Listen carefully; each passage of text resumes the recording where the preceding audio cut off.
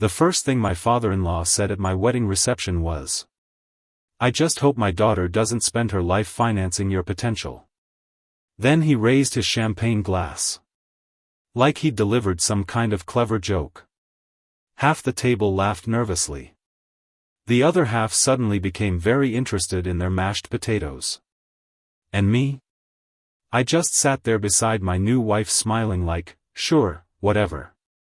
But honestly, that line stayed with me for years. My name's Elias Grayson. I'm 40 years old now, and 5 years ago I married the only person in that room who truly believed I'd become something. Her name was Noelle. Back then I worked as a junior commercial analyst at a small private lending company in Denver, making just enough money to feel permanently exhausted but not technically hopeless. Meanwhile, Noelle's father, Victor Duval, owned luxury auto dealerships across Colorado and treated wealth like proof of moral superiority. Guy practically communicated through expensive cufflinks. The first time we met, he shook my hand while glancing at my shoes. That told me everything. Victor liked polished people. Predictable people. Men whose futures already came with valet parking. I was not that guy. At family dinners he'd ask little questions designed less like conversation and more like performance reviews. What's your 5-year plan? How much are analysts making these days? You renting or owning? Always smiling too. That somehow made it worse. Meanwhile, Noelle kept defending me quietly. He works harder than anybody I know. Victor would nod politely like she'd complimented a rescue dog for learning stairs. Then came the wedding speech. Honestly, that speech changed something in me. Not because it humiliated me publicly. Because I realized Victor genuinely believed success belonged exclusively to people born near it. That didn't sit right. Still, I swallowed it because pride without leverage is just loud suffering. So I kept working. Long hours. Weekend certifications. Risk assessment training. Client development projects nobody else wanted touching. Turns out commercial lending teaches you interesting things about people.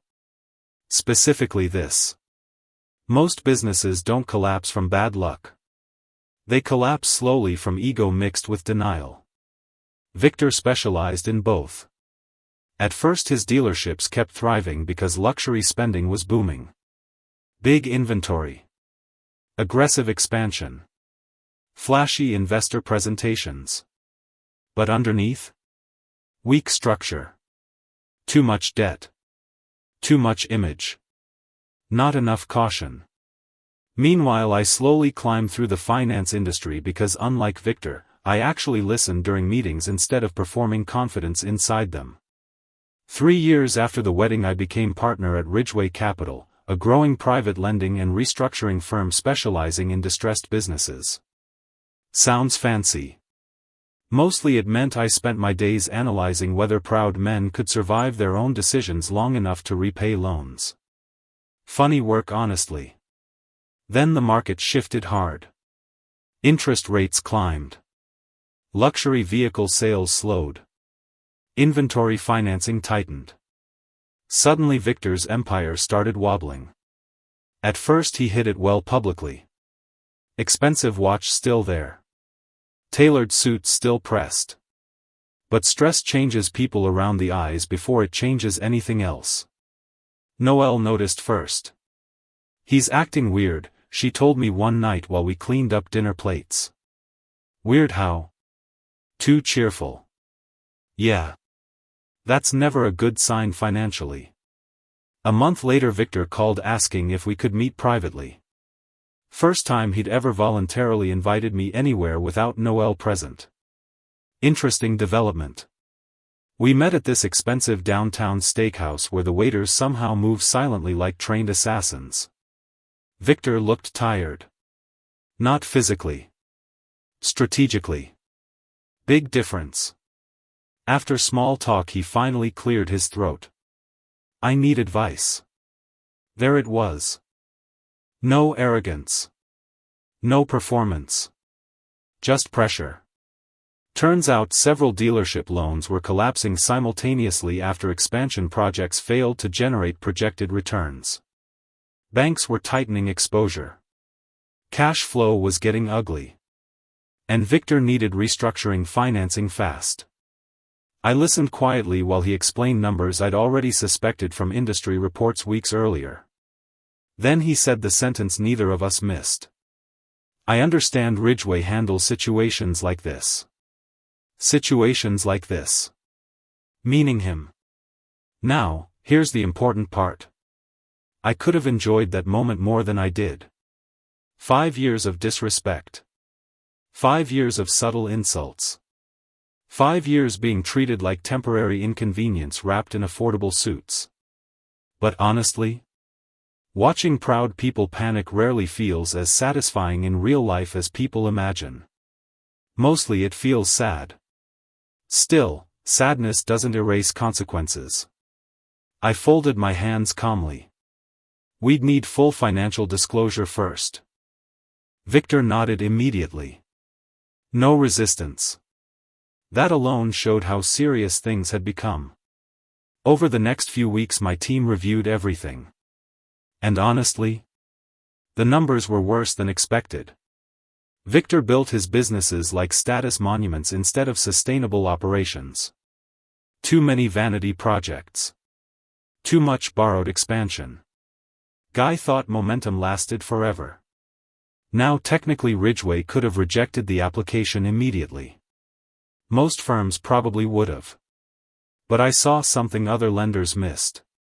The dealerships themselves still had value. Good staff. Strong regional reputation. Loyal service departments. The problem wasn't the business foundation.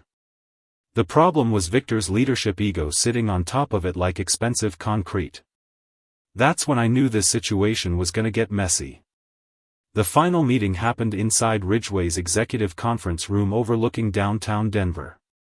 Victor arrived early wearing one of his usual navy suits, but the confidence fit looser now somehow. Noel sat beside me silently reviewing paperwork. My legal team sat across the table. And Victor? Victor finally looked human. Not powerful. Not intimidating. Just tired. I walked him through the restructuring proposal carefully. Debt consolidation. Asset liquidation on underperforming locations. Leadership oversight requirements. Then came the final condition. For approval, I said calmly, Ridgway requires operational supervision authority during restructuring. Victor frowned slightly. Meaning he'd lose unilateral control. Meaning somebody else would finally question his decisions before they became disasters. For a second I thought his pride would kill the deal entirely. Then he surprised me. What happens if I refuse? I looked directly at him. You probably lose everything within 8 months. Silence. Heavy silence. The kind that changes rooms permanently. Victor leaned back slowly staring out the windows at downtown Denver. Then finally he laughed once under his breath. Not angry either. Just tired. You know, he said quietly, I spent years thinking ambition mattered more than character. Nobody answered. Because honestly? What do you even say to that? Then Victor looked directly at me for the first time in years without judgment attached. I was wrong about you. Simple sentence. Still hit harder than dramatic apologies would have. He signed the restructuring agreement 20 minutes later. Over the next year Ridgway stabilized the dealerships gradually. 3 locations got sold. Operations tightened. Waste disappeared. Victor stayed involved too, though differently. Quieter. Less performative. Funny thing about financial collapse. It either destroys people or finally introduces them to themselves.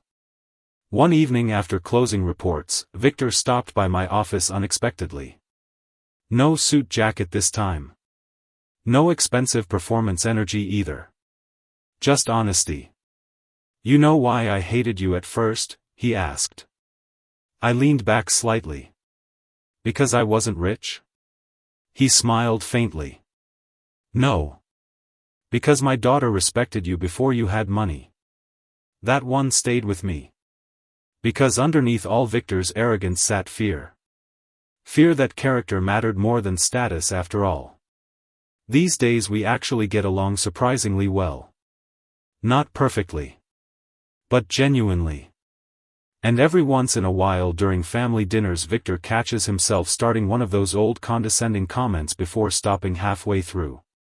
Progress, I guess. Funny thing is, Victor thought calling me a failure at my wedding would embarrass me permanently. What he actually did was hand me the exact motivation I needed to become impossible to overlook.